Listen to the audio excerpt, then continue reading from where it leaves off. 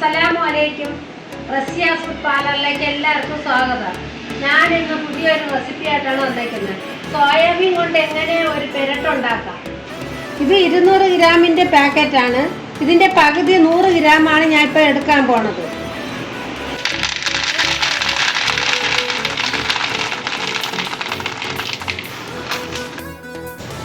അതിലോട്ട് കുറച്ച് തിളച്ച വെള്ളം ഒഴിക്കാം.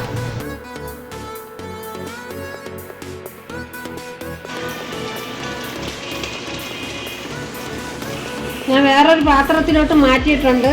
നമുക്കിത് നല്ലതുപോലെ കഴുകി പിഴിഞ്ഞെടുക്കണം. ഞാൻ തിളച്ച വെള്ളമൊക്കെ മാറ്റിയിട്ട് ഇപ്പോൾ പച്ചവെള്ളം വീട്ടി നല്ലതുപോലെ പിഴിഞ്ഞെടുക്കുന്നുണ്ട്. സോയാബീൻ നല്ലതുപോലെ പിഴിഞ്ഞ് വെള്ളം മാറ്റിയെടുക്കണം.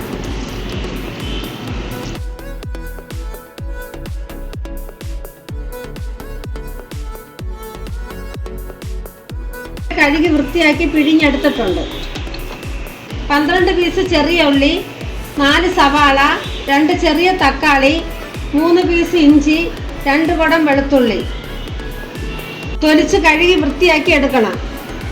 ആവശ്യമായ പൊടികൾ: മല്ലിപ്പൊടി 2 സ്പൂണ്, മുളകുപൊടി 2 സ്പൂണ്, പെരുംജീരകപ്പൊടി 1 സ്പൂണ്, മഞ്ഞൾപ്പൊടി 1/2 സ്പൂണ്, ഗരം മസാല 1/2 സ്പൂണ്, പട്ട, ഏലം, ഗ്രാമ്പും, കുറച്ച് കുരുമുളകും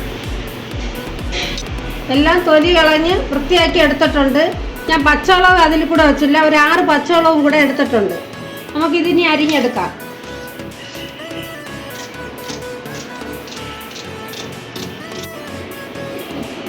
സവാളയും തക്കാളിയും അരിഞ്ഞെടുത്തിട്ടുണ്ട്. ഇഞ്ചി, പച്ചമുളക്, വെളുത്തുള്ളി, മസാല എല്ലാം ഗ്രേറ്റ് ചെയ്ത് വെച്ചിട്ടുണ്ട്. ഒരു പാൻ അടുപ്പിൽ വെച്ച് അതിലോട്ട് കുറച്ച് വെളിച്ചെണ്ണ ഒഴിച്ചു കൊടുക്കണം. എണ്ണ ചൂടായി വരുമ്പോൾ നമ്മൾ തല്ലി വെച്ചിരുന്ന ഇഞ്ചിയും പച്ചമുളകും പേസ്റ്റ് അതിലോട്ട് ഇട്ട് കൊടുക്കാം.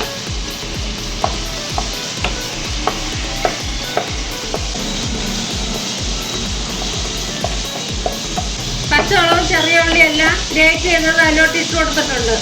ഒന്ന് വഴറ്റിയെടുക്കണം. എല്ലാം ചെറുതായിട്ട് വഴന്ന് വന്നിട്ടുണ്ട്. നമ്മൾ അരിഞ്ഞു വെച്ചിരുന്ന സവാളയും തക്കാളിയും അതിലോട്ട് ഇട്ട് കൊടുക്കാം. എല്ലാം നല്ലപോലെ ഒന്ന് വഴറ്റിയെടുക്കണം. സവാളയും ചെറിയ ഉള്ളി, ഇഞ്ചി, പച്ചമുളകും എല്ലാം നല്ലപോലെ വഴന്ന് വന്നിട്ടുണ്ട്. ഇത് നമുക്കൊരു പാത്രത്തിലോട്ട് മാറ്റാം.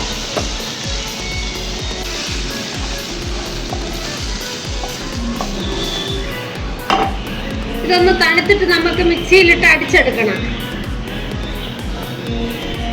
ആ പാനിൽ തന്നെ നമുക്ക് സോയാബീൻ ഇട്ട് വഴറ്റിയെടുക്കാം.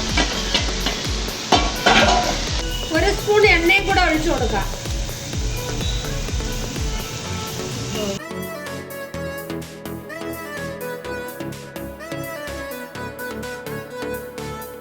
അല്പം ഉപ്പും കൂടെ ചേർത്ത് കൊടുക്കാം.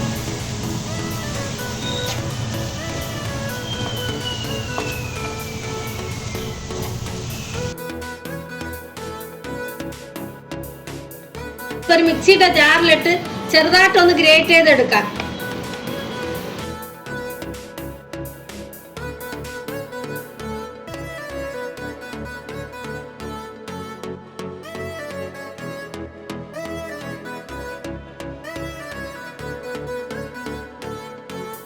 എല്ലാം അതിലോട്ട് ചേർത്ത് കൊടുത്ത് ഒന്ന് നല്ലതുപോലെ ഇളക്കണം.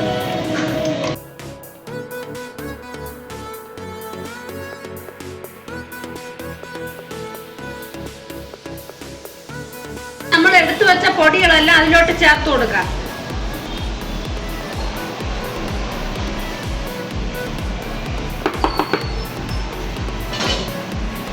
എല്ലാം കൂടി ഒന്ന് നല്ലതുപോലെ മിക്സ് ആക്കി വരട്ടിയെടുക്കണം.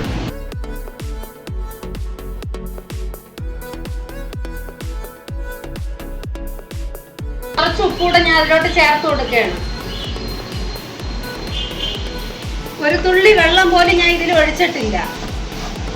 എല്ലാം നല്ലതുപോലെ ഒന്ന് വഴറ്റിയെടുക്കണം.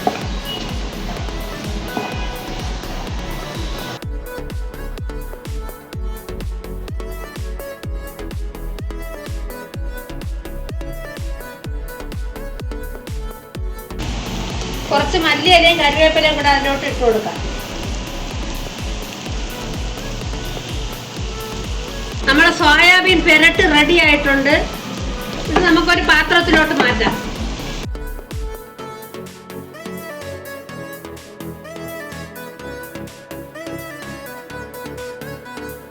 ഇത് ഏതിൻ്റെ കൂടെ വേണമെങ്കിലും കഴിക്കാം.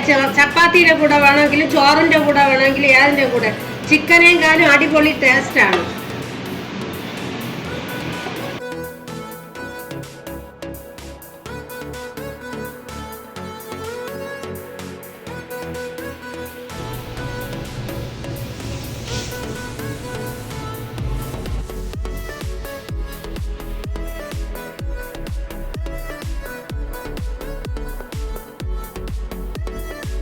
ഒരു രക്ഷയുമില്ല.